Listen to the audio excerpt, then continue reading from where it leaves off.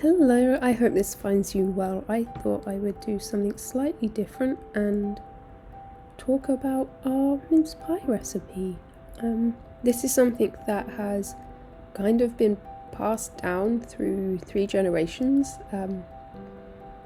changed and evolved over the years, and I still do lots of different things that maybe I won't mention, but I'll try and cover everything, so I don't always do the same recipe when it comes to the pastry or the mincemeat, but this is kind of my baseline, if you will.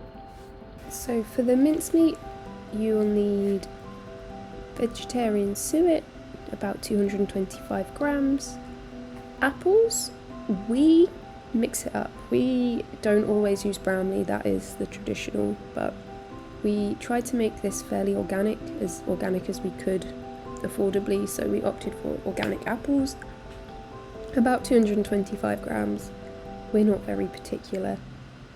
About 125 grams of mixed candied peel, so orange and lemon. About 225 grams each of St. Albans? On the brain. Sultanas, raisins and currants. About 175 grams of demerara sugar. We use mixed chopped nuts, but again, that's not traditional, but we just really like the crunch that it gives. About 175 grams is what we use. And the zest and juice from one orange is again traditional, but we quite like to use lemon and satsuma. Mostly we just use what's on hand, but I really love a satsuma and a lemon is just... And finally, I haven't actually added it in here, but I think traditionally you use a bit less, but we use 100 ml of Armagnac brandy or whatever spirit we quite like, and I tend to cook with half and then add the other half in afterwards, but I've been known to just add it all in afterwards, so you get quite a bit more of a hit. Other things that I really like to use are prunes, dates, dried apricots. I feel like all of those are really good additions to mix it up and keep something really familiar to be a bit more interesting.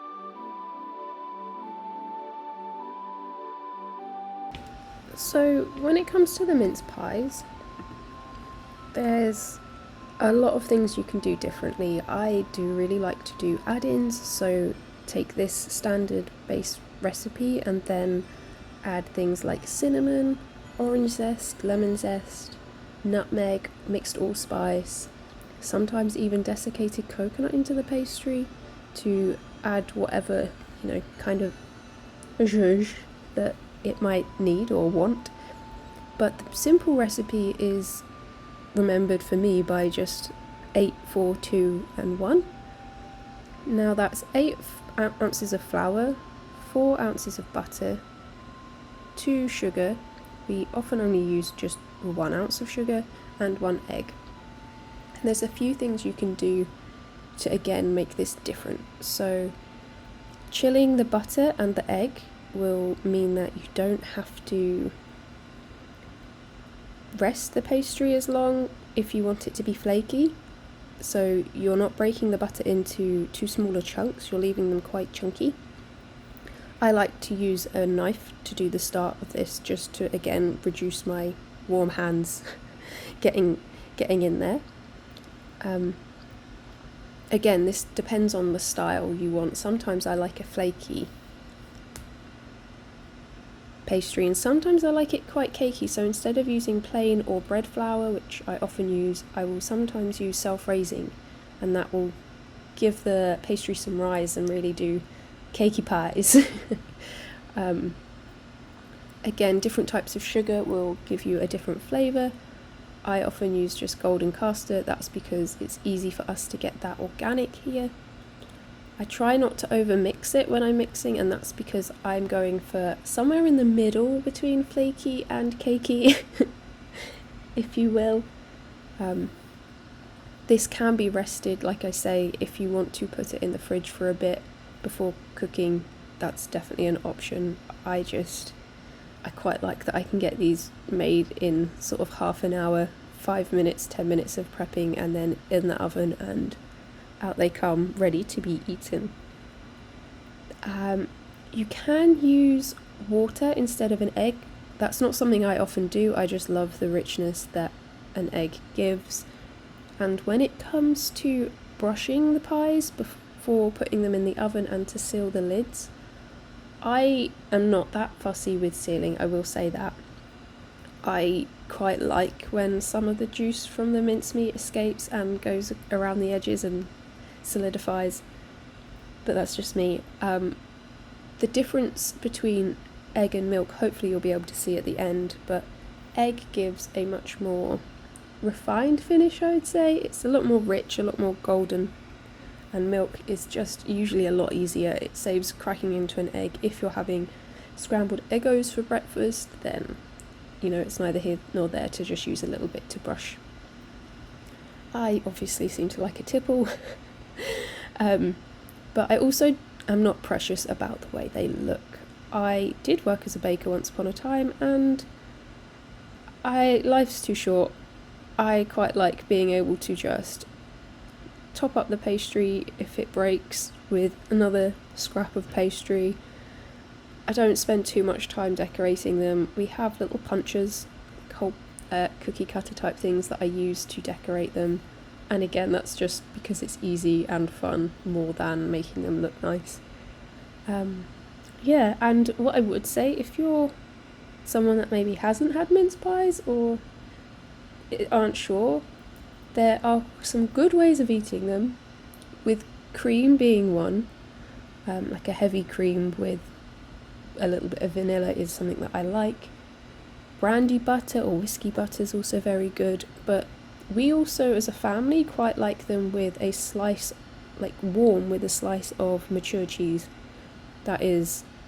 It's like having a slightly sweet version of a cream cracker with cheese and chutney. It's lovely. I think it's really lovely. But yeah, I am not sure if this is going to be useful to anyone or inspire anyone to share their family recipes, but I just thought it would be fun to do.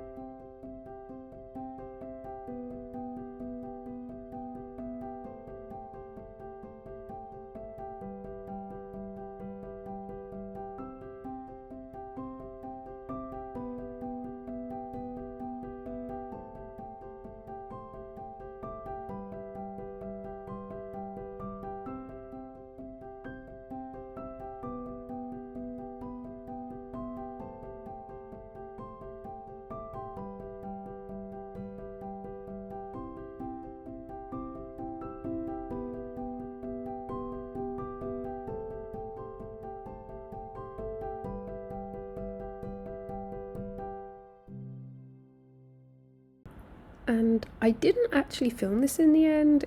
It went by so quickly and I didn't really know what I was doing.